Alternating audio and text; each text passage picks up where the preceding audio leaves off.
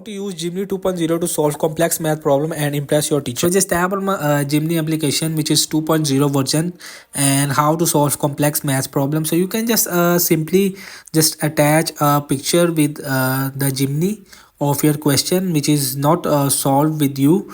So I will just attach it. Example, you can just add a screenshot or picture, and you can just ask with Gemini that can you solve this question in short. So let's see what's the answer.